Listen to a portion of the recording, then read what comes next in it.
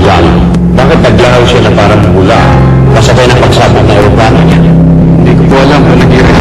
Pero hindi naman po tumitigil ang aming grupo sa paghahanap kung ilabas ang katotohanan.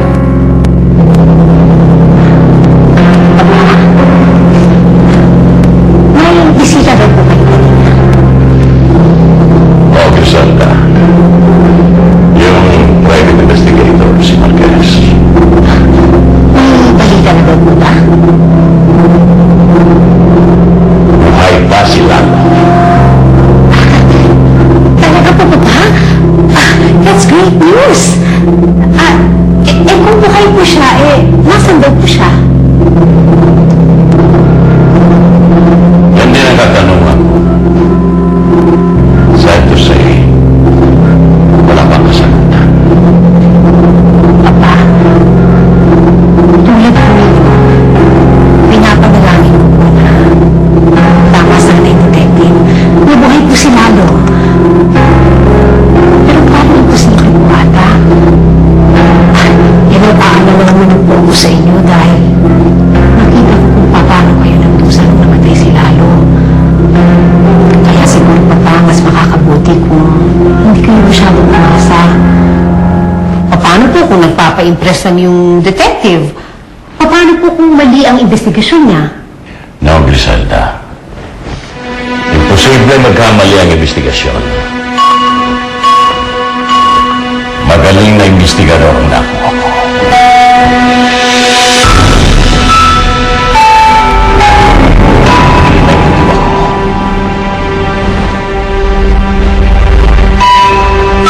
Mabuhay na buhay pa ang katutusin.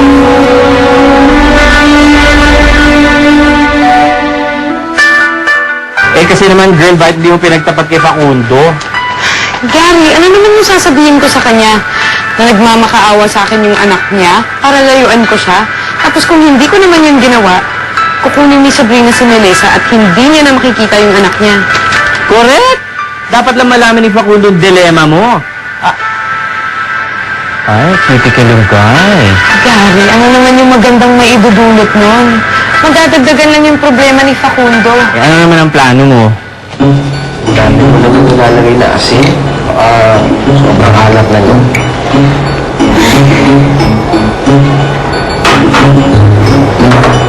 Tsaka, kita, ano ba naman yung gula niya? Maganda yung itsura niya. Parang hindi maganda eh. Saan ka ba nag-grocery? Facundo, wala ka bang gagawin?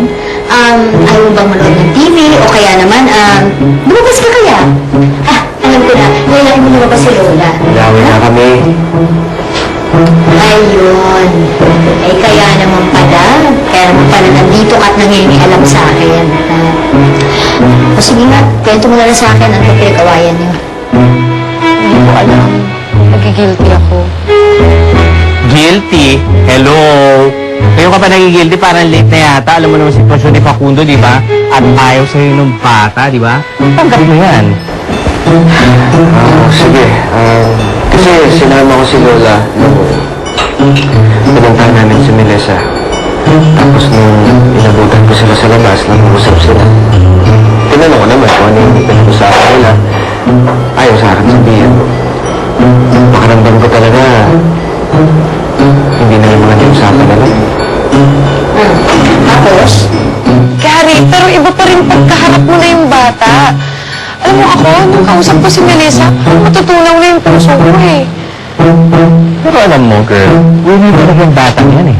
Mana-mana sa nanay niya, iskemera ng takbon. Pinilit ko siya. Pinilit ko siya na sabihin sa akin kung ano yung napagkwentuhan nila ni Melissa. Kaso ayaw talaga sa akin sabihin eh. Napikon. Kaya hanggang ngayon, hindi ako tinitext, hindi ako tinatawagan, pati yung mga tawag ko sa kanya, hindi niya rin sinasagot. Yun lang ako. Hindi pa nga tapos yung problema ko kay Melissa. Nagdagdagan pa ng isa.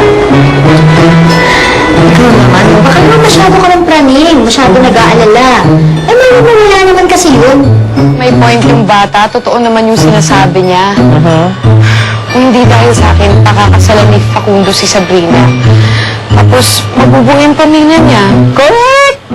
Ano ka ba? Hindi nga tinuloy ni Facundo yung kasal dahil sa'yo. Ikaw ang pinili niya dahil mahal na mahal ka niya. Pinagtanggol ka ng tao, tapos ikaw, eto, gusto mong sumuko. Saan pala kaya kita ng... Okay. Matagal ako tagpuin. Kasi alam mo, Tita Iris, mahal ko si Lola eh.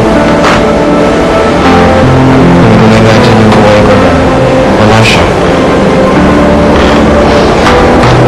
Kailangan ko siya. Tsaka, I can't afford to miss her. Ano yung guy na yan?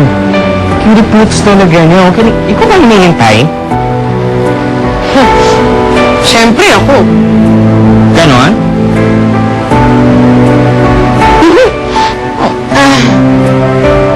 Ikaw pala.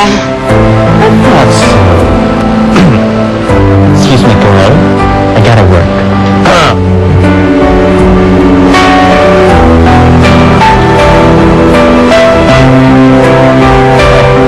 Kung mahal ka ni Lola,